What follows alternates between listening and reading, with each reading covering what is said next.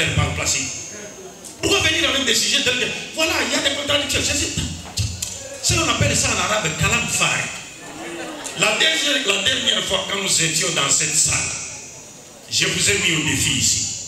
Quand vous dites Yehoshua, mais Jésus n'a jamais été appelé en hébreu Yehoshua. Ça n'a jamais existé. Or, celui que nous appelons Jésus-Christ est né sous l'Empire romain. Sous l'Empire romain, il y avait 3 langues. Il y avait la langue grecque, qui était la langue commerciale. Il y avait la langue latine, qui était la langue militaire. La langue française, où le pays, l'État français est quand?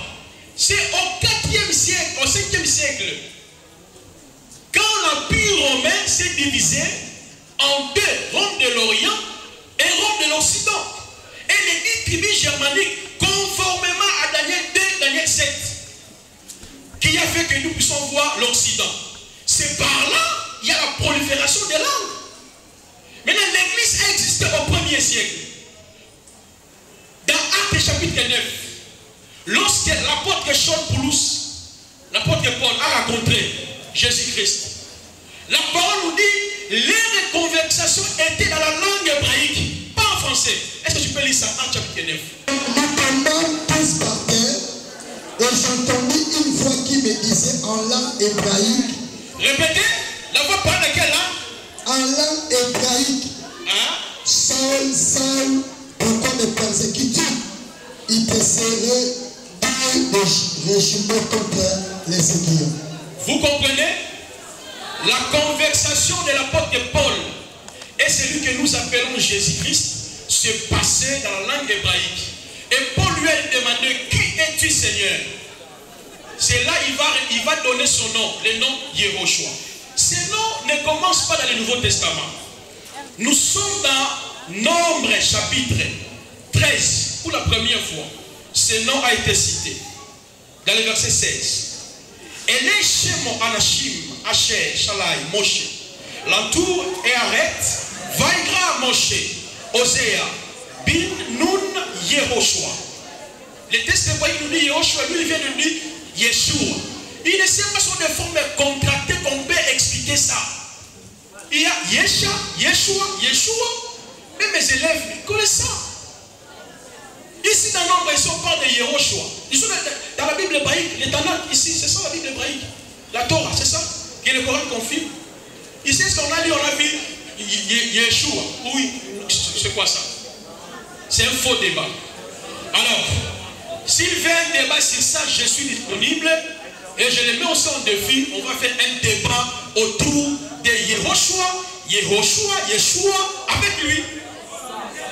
Ok? Et je sais qu'après ce débat, il sera appelé frère Abdul Majid, ne plus un docteur. Alors, je pense que le frère Placide a fait allusion à un point qui est important et qui est relatif au cœur du sujet. C'est lequel? Avant de citer ce point,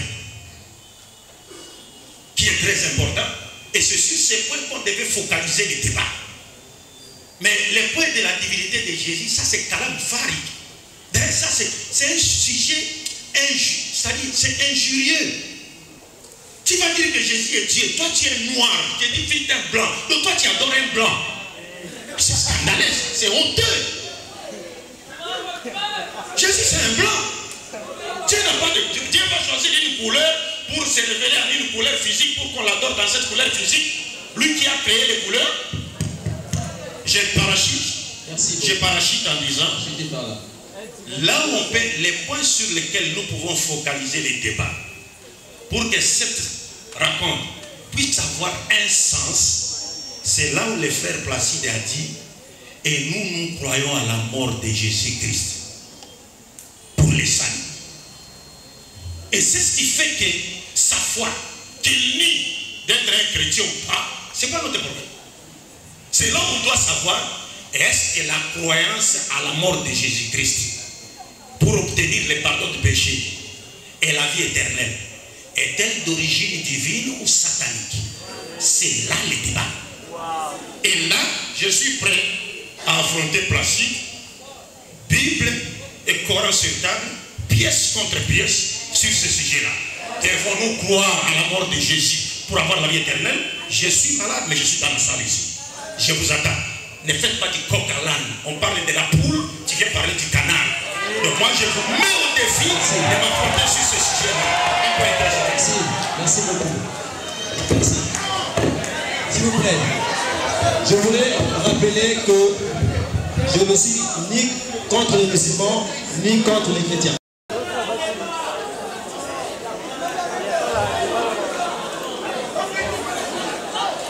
Voilà. Je dirais ceci, je suis d'accord avec la thématique dont le frère Abdul Madiz a présenté. Je vous dis et je vous mets en défi. Il sera incapable dans le Coran pour démontrer que Yehoshua n'était pas mort. Et il sera aussi d'accord avec moi dans le Coran que Yehoshua est mort. Et je dis par rapport à ce sujet, 5 minutes c'est beaucoup. Je vais les mettre KO par terre. Les termes utilisés pour Jésus, c'est Yeshua, pas Yehoshua. Mais vous savez pourquoi vous dites Yehoshua? On peut faire sortir le Nouveau Testament en hébreu ici. Toutes les versions du Nouveau Testament.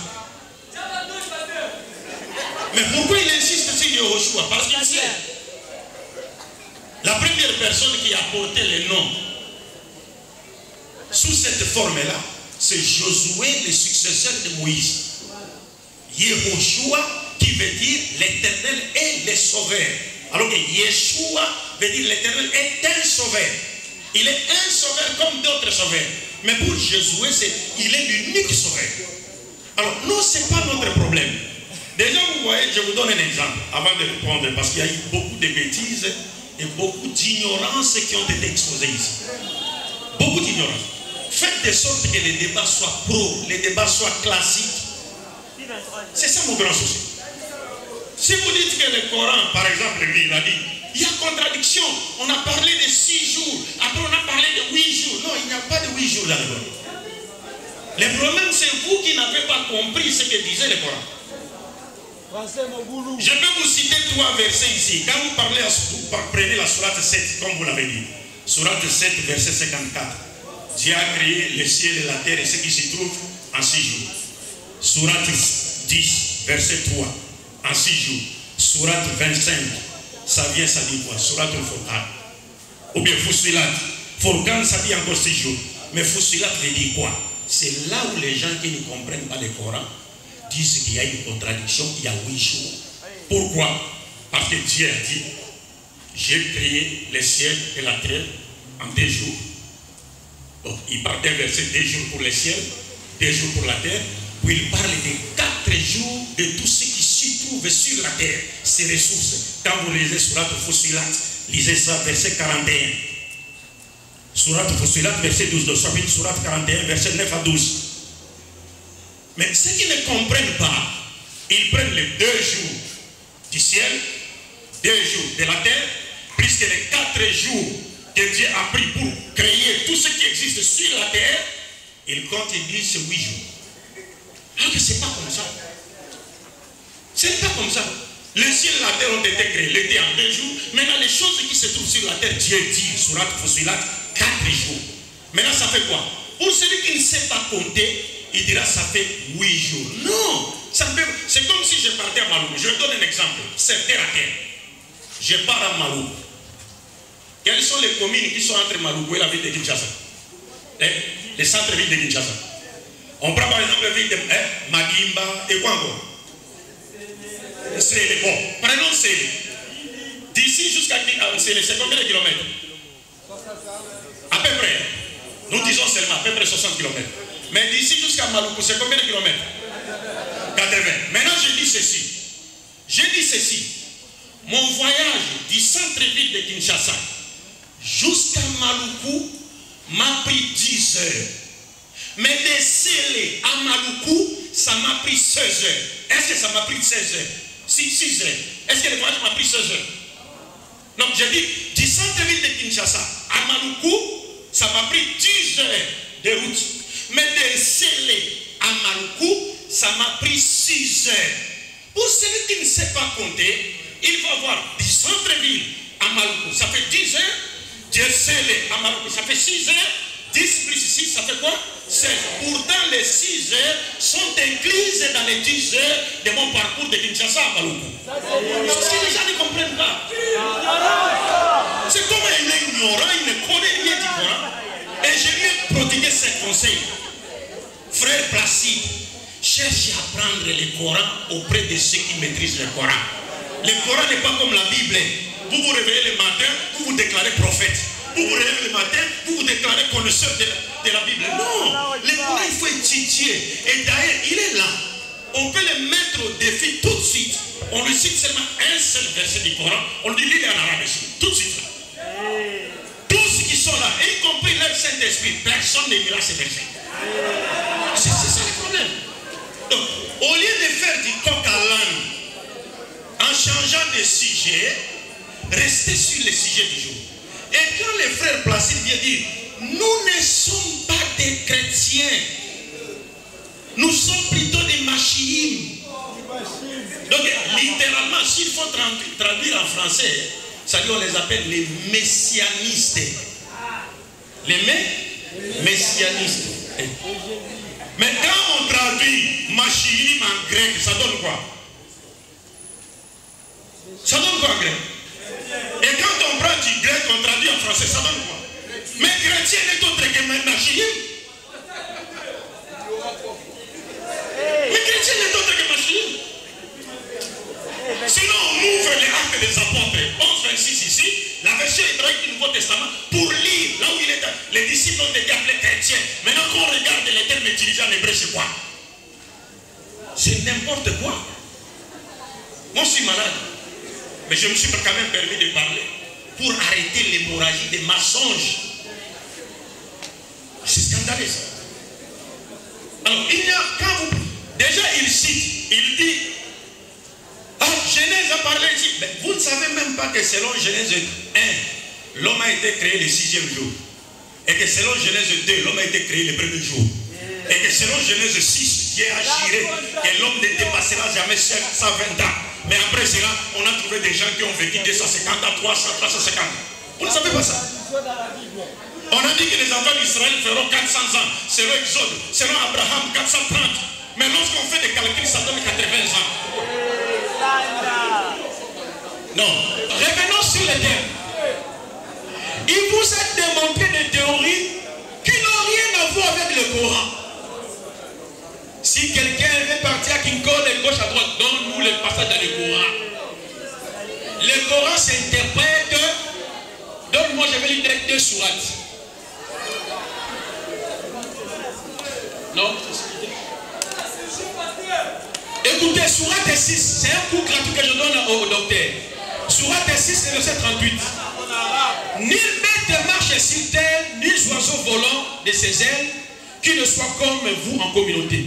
Nous n'avons rien mis d'écrit dans le livre. Donc dans le Coran, on dit pour comprendre les 6 jours, 8 jours, qui collent gauche à droite. On vous dit ici, nous n'avons rien omis d'écrit dans le livre. Pas de théorie, messieurs. Rentrons dans le Coran. C'est tout simplement l'expression de votre ignorance. Sourate 31, verset 2 nous dit, un livre dont les versets sont détaillés. Il n'a jamais lu cette sourate.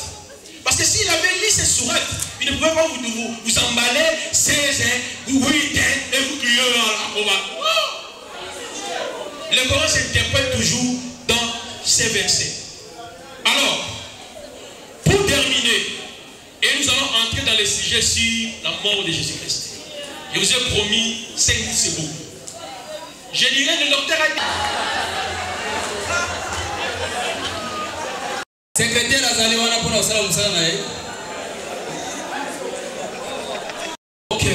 Louange et honneur Adonai Yoshua Hamashia, Atahamele, l'unique et le véritable Hachem, Elohim du Vétéran testamentaire. J'espère que par rapport à ce concept entre les différentes thématiques présentées par le docteur Abdul Madid, que j'aime bien, je prie beaucoup, je sais qu'il va parler de Jésus. Bientôt là, il sera pasteur comme moi.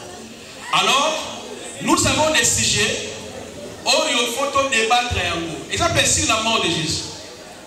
Nous avons démontré dans le Coran, plus de 70 sourates qui parlent de l'homme. Parce que pour les musulmans pensent que Jésus n'était pas mort. Il y a eu un faux Jésus. Allah a pris Jésus, l'a amené au ciel. C'est ça la croyance islamique. Et les musulmans pensent qu'il reviendra pour faire quoi? Un, détruire l'antichrist. Deux, détruire la croix. Pour les musulmans, Jésus-Christ a bouffadé. Il y avait un faux Jésus. Mais cette croyance est mensongère. Pourquoi? Nous aurons le temps de l'expliquer dans le Coran. Parce que le Coran présente Yahushua étant un homme. Or, d'après le Coran, pour aller au ciel, il faut naître comme tout homme et mourir. Mais comment Jésus peut se retrouver au ciel? Lui qui est un homme, un messager d'Allah. Et le Coran confirme que Jésus est né de Marie. Et je vais vous démontrer ça, sourate contre sourate, Coran contre Coran, que cette croyance qu'on vous a enseignée il y a longtemps, que Jésus n'était pas mort, Allah l'a enlevé, ce n'est pas fondé dans le Coran. Et je vais vous démontrer, j'ai 70 sourates. Pourquoi? Le prophète Mohammed, on le présente comme un messager d'Allah, un envoyé d'Allah. De la même manière, Jésus-Christ aussi, on le présente comme envoyé d'Allah, étant des êtres humains. Mais que nous dit le Coran sur l'homme? Que nous dit le Coran sur la mort? Que nous dit le Coran sur le paradis? Et qui peut accéder dans le paradis? Le Coran répond, Moutoubo Yabota Bakoufa. Vous êtes étonné, hein? Ça c'est avant-coup. Pour vous dire, cette croyance a été créée par les hérétiques islamiques qui ont créé cette croyance qu'il y avait un faux Jésus. Ça n'existait pas dans le Coran. Même le docteur Abdul Madi sera d'accord avec moi. Parce qu'il nous a conseillé ici. Quand le Coran nous présente une vérité, il faut l'accepter. Il sera d'accord avec moi. Et il va me démontrer dans le Coran, là où il est écrit, Jésus-Christ n'était pas mort. Et nous enterrons même dans la langue arabe. Parce qu'il nous a dit, je suis un ignorant de la langue arabe. On y entrera dans les verbes qui sont évoqués en parlant de la mort dans le Coran. Et vous serez satisfait ce jour-là. Vous allez dire qu'il était effectivement mort. Il était un être humain, un messager d'Allah qui a été exécuté parce que la voie pour entrer dans le paradis, c'est la mort. D'après le Coran. Mais le Coran nous dit que Jésus est né de rapprocher de qui? D'Allah. Mais comment il s'est retrouvé là-bas, lui qui est un homme? Je suis en train de me réserver là où le docteur Abdul est là, il dit, ah, prophète Blessing a raison. Et il vous dira ça. Pourquoi? Quand le docteur va vous présenter la parabole de vigneron, c'est ça la magie de docteur Abdul Majid. Il va vous démontrer que le fils a été tué. Donc, moi je dis ça sera un bon débat. N'hésitez pas à liker la vidéo si elle vous plaît, et si vous êtes nouveau sur la chaîne, n'oubliez pas de vous abonner et d'activer la cloche de notification afin de ne rater aucune de nos vidéos.